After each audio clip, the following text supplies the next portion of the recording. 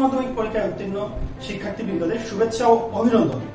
প্রিয় এইচএসসি উত্তীর্ণ শিক্ষার্থীবৃন্দ, এই মুহূর্তে আপনারাই হচ্ছেন সবচেয়ে ভাগ্যবান মানুষ, কেননা আপনাদের জীবনে একটি ট্রান্সফরমেশন হতে যাচ্ছে। আপনারা অনেকেই বিশ্ববিদ্যালয়, মেডিকেল বিশ্ববিদ্যালয়, প্রকৌশল বিশ্ববিদ্যালয়, প্রাইভেট ইউনিভার্সিটি, বিশ্ববিদ্যালয়, কলেজ, এমনকি অনেকে দেশের বাইরেও পড়ালেখা করতে যাবে। আপনাদের পরিচিত পৃথিবীর পরিধি এখন অনেক প্রসারিত, অনেক মেধাবী শিক্ষার্থীর সংস্পর্শে আপনারা আসবেন। কিন্তু স্কুল কলেজের মতো শিক্ষকরা এত ক্লোজ মনিটর করবেন না, পিতামাতা অভিভাবক এত ক্লোজ মনিটর করবেন না। আপনাদের নিজেদের দায়িত্ব নিজেদেরকে নিতে হবে, আর এই প্রক্রিয়ায় আপনাদের মেধা ও ব্যক্তিত্বের বিকাশ ঘটবে। 4 বছর পর অনার্স গ্রাজুয়েশন আপনারা কমপ্লিট করবেন। আপনারা অনেকে অনেক ভালো করবেন, অনেকে অল্প ভালো করবেন, কিন্তু আমার বিশ্বাস আপনারা প্রত্যেকেই ভালো করবেন। আমাদের জীবনে সবচেয়ে ইম্পর্টেন্ট জিনিস হচ্ছে আমাদের মনোবল, অর্থাৎ পজিটিভ মাইন্ডসেট। আমরা যদি কখনো পিছিয়ে পড়ি বা নিজেদেরকে পরাজিত ভাবি, এর মূল কারণ হচ্ছে নেগেটিভ মেন্টালিটি। আমাদের যত ভালো পরিবেশ দেওয়া হোক না কেন, আমাদের যত ভালো সুযোগ দেওয়া হোক না কেন, যদি আমরা নিজেদের মানসিকতার পরিবর্তন ঘটাতে না পারি, ভাগ্যের কিন্তু পরিবর্তন হয় না। একটা ছোট উদাহরণ দিলে বিষয়টা পরিষ্কার হবে। ধরুন, যে স্টুডেন্ট পড়ালেখায় অমনোযোগী, পোশাক পরিচ্ছদে অপরিচ্ছন্ন, প্রায় পরীক্ষায় ফেল করে, সে দেখবেন বড় হওয়ার পরে যদি চাকরি, ব্যবসা, রাজনীতি, যেই সেক্টরেই যাক না কেন, সেখানে সে অনিয়মিত বিশৃঙ্খলা সৃষ্টি করে এবং তার ব্যক্তিগত জীবনেও সবসময় কলহ, হতাশা, ঝগড়া বিবাদ লেগেই থাকে। অর্থাৎ তার বয়স, সময় এবং সুযোগের পরিবর্তন হলেও তার মানসিকতার কোনো পরিবর্তন হয়নি। এজন্য দুর্ভাগ্য তার কিছু ছাড়ছে না। যদি আপনি জীবনে কিছু অর্জন করতে চান, যদি কোনো বাধা অতিক্রম করতে চান, যদি কোনো কিছু জয় করতে চান, তাহলে অবশ্যই আপনার একটা পজিটিভ মাইন্ডসেট সেট করতে হবে। That's why a positive mindset is so important in life. প্রতিটি মানুষ আমরা কিছু ন্যাচারাল কোয়ালিটি নিয়ে বর্ণ করি, যেটাকে বলি ইনহারেন্ট কোয়ালিটি।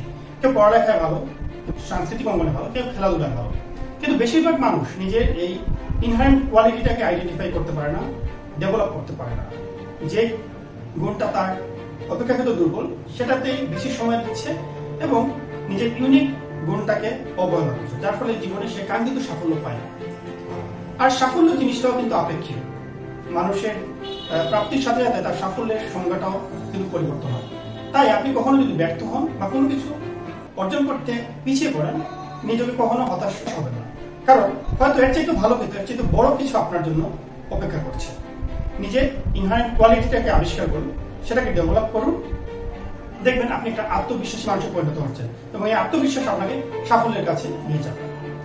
আপনি চাকরি, ব্যবসা, রাজনীতি, সমাজসেবা যাই করুন না কেন, আপনার উপর অর্পিত কাজটা যদি আপনি আন্তরিকতার সাথে সময় মতো না করেন এবং আপনার বস, বড় ভাই, নেতা বা শিক্ষক তাদেরকে সন্তুষ্ট করার জন্য সময় ব্যয় করেন, আলটিমেটলি আপনি নিজের সাথে প্রতারণা করছেন, কারণ আপনার কাজটা অন্য কেউই করবে না এবং দিন শেষে সফলতার মুখ আপনি দেখবেন না। আপনার স্বপ্ন অঙ্কুরেই নষ্ট হবে, আর এই জন্য অন্য কেউ নয়, আপনি নিজেই দায়ী হবেন। আমরা প্রায় বলি আগামীকাল করবো, পরে দেখা যাবে, আর আসলে কি আমরা ভবিষ্যৎ সম্পর্কে জানি? আগামী বছর কি ঘটবে, আগামী মাসে কি ঘটবে, আগামী সপ্তাহে কি ঘটবে, আগামী দিন, ইভেন আগামী মুহূর্তে কি ঘটবে, সেটাও তো আমরা জানি না। কাজে কেন আমরা ভবিষ্যতের জন্য কাজ ফেলে রাখবো?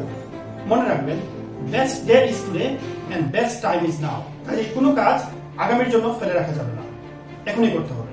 তবে মনে রাখবেন, আপনি যদি নাম্বার 1 হতে চান, তাহলে সাধারণ জীবনযাপনে আপনার চলবে না। You need to be extraordinary, you need to be reckless.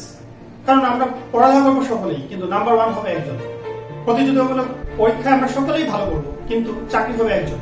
তো এই নাম্বার 1 সিকিউর করতে হলে you need to be extraordinary.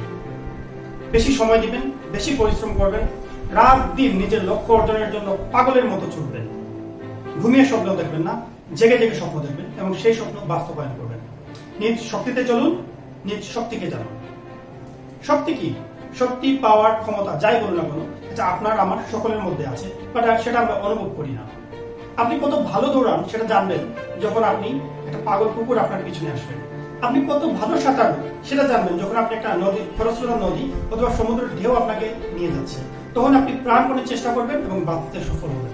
এটাই হচ্ছে শক্তি। তো শক্তি আমরা তখনই অনুভব করি যখন একজন নর অথবা নারী তার লক্ষ্য সম্বন্ধে জানে এবং সেটা অর্জনের জন্য প্রাণপণ চেষ্টা করে। আপনাকে হতে পারে একজন যোদ্ধার মতো, আপনি নিজ লক্ষ্য জানবেন, সেই লক্ষ্য অর্জনের পদ্ধতিগুলো আপনি জানবেন এবং সেটা অর্জনের জন্য আপ্রাণ চেষ্টা করে যাবেন। আপনি মাঝে মাঝে বিফল হবেন, কষ্ট পাবেন, কিন্তু এই কষ্ট সাফারিং গুলো আপনাকে পরবর্তী স্টেজের জন্য উপযোগী করতে হবে। The suffering you are facing will make you ready for next course of action.